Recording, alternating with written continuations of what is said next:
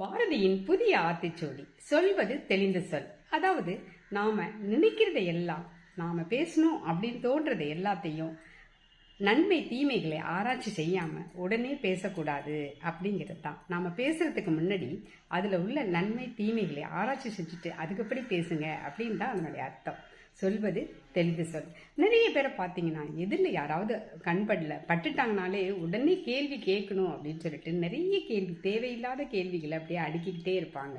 நாம் ஒரு கேள்வியை மற்றவங்களுக்கு கேட்கும் பொழுது அதை ஃபில்டர் பண்ணிடணும். இது கேட்கலாமா, எதிரில் உங்களோட மனசை கஷ்டப்படுத்தாதா, இந்த கேள்விக்கு சரியானதா அப்படின்னு தெரிஞ்சிட்டு தான் நம்ம பேசணுமே ஒழிய எல்லாத்தையும் நம்ம கேட்டு வைப்போம் அப்படின்னு கேட்கக்கூடாது. நிறைய பேரை பார்த்தீங்கன்னா உனக்கு கல்யாணம் ஆயிடுச்சா, வேலை கிடச்சிருச்சா, குழந்தைங்கள் இருக்கா, ஏன் இன்னும் லேட்டு, டாக்டர்கிட்ட போனியா, இதை மாதிரி வீடு கட்டிட்டிங்களா, அம்மா அப்பாவை நீ வச்சுக்கிறியா, யார் வச்சுக்கிறா, மாமியார் நல்லா இதை மாதிரி கேள்விகளை அடுக்கிட்டே போவாங்க இல்லைங்களா.